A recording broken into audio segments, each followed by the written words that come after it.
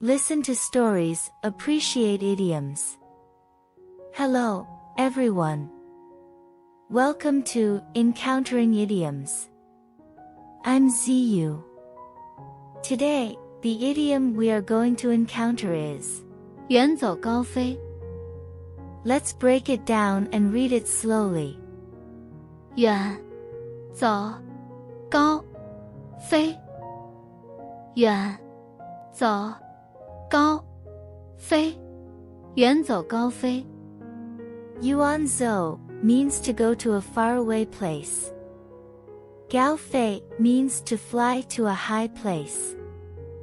The literal meaning of 远走高飞 is to go to a faraway place and fly to a high place. This idiom has different meanings in different contexts.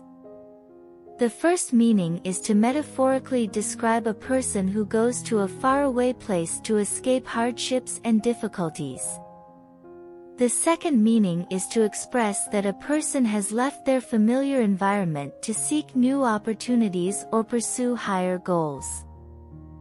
远走高飞 First appeared in 后汉书卓茂传 The original text says, 汝独不欲修之，宁能高飞远走，不在人间歇。 The meaning is that, don't you want to cultivate yourself here? How can you fly away and leave this world? The story goes like this.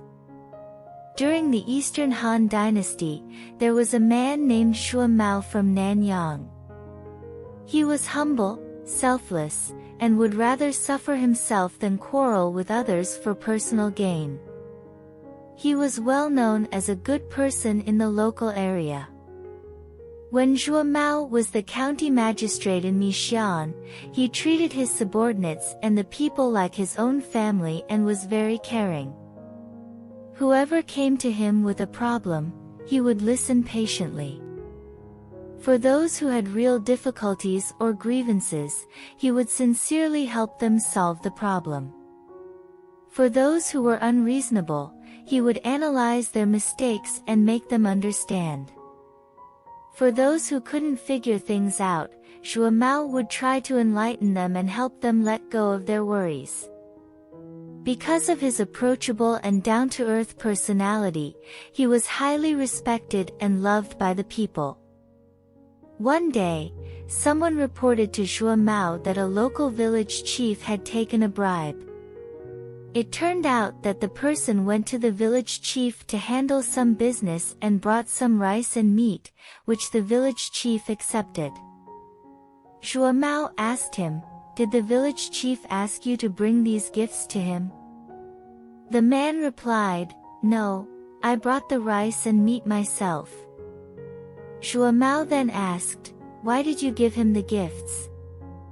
The man said, "I'm afraid the village chief won't handle my matter with all his heart." After carefully inquiring about the reasons behind the matter, Zhuo Mao patiently explained to the man. As a pavilion master, he should handle affairs for the common people. He receives money from the court and should not ask the common people for things. However, he did not use his power to force you to give him gifts. It was you who took the initiative to give them to him. Besides, rice and meat are not valuable things. Perhaps he accepted them because he was afraid that refusing you would make you think he would not handle your matter seriously. This is not considered bribery. When Zhuo Mao saw that the man was listening attentively, he continued to say, "We all live and work together day and night, and giving each other small gifts of little value to strengthen our relationships is a common thing among people. If I had listened to you today and punished and scolded him, he would have developed a disgust for you. How would you two get along in the future? Don't you want to continue living here? How can you just run away and escape from this world?" After hearing Zhuo Mao's advice, the man accepted it and promised not to mention this matter again. He would continue to get along with the village chief in a friendly manner. Other officials in the county admired Zhuo Mao very much after hearing about this incident, saying that he was a good person who cared for his subordinates and the people. In this story, Zhuo Mao used 远走高飞 to persuade the person who reported the pavilion master to get along well with him and not to fly away from this world. There is such a mythological story.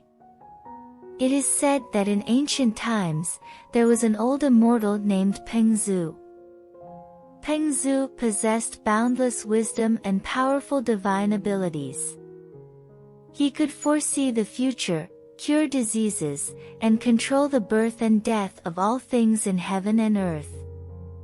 One day, while traveling between heaven and earth, Peng Zhu suddenly saw a giant bird named Peng soaring in the sky. It flew higher and higher, heading towards the distance. Peng Zhu was fascinated by the Peng bird and decided to learn from it to fly further to explore unknown territories and experience a wider world. So Peng Zhu decided to leave his familiar environment, and he set off to seek new opportunities and a new life. He flew over the vast ocean, crossed numerous mountains and rivers, traversed dangerous deserts and forests, and finally arrived at a mysterious fairyland. There, he learned deeper philosophy and laws, and felt a wider world and more possibilities. Eventually, Peng Zhu returned home after his studies, became a famous philosopher, and a legendary figure. In this story, Peng Zhu learned from the Peng bird, traveled far and wide, found a mysterious fairyland, and mastered more knowledge, broadening his horizons. Two stories express two different contexts of 远走高飞 Next, let's review the idiom we encountered today. 远走高飞远走高飞 Finally, let's create a sentence using each of the two different contexts of 远走高飞第一句，为了要逃避责任，他决定远走高飞。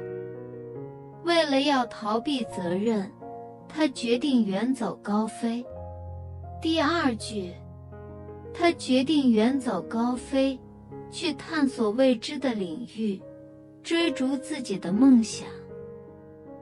他决定远走高飞，去探索未知的领域，追逐自己的梦想。That's all for today's Encountering Idioms. If you like it, please like and subscribe. See you next time.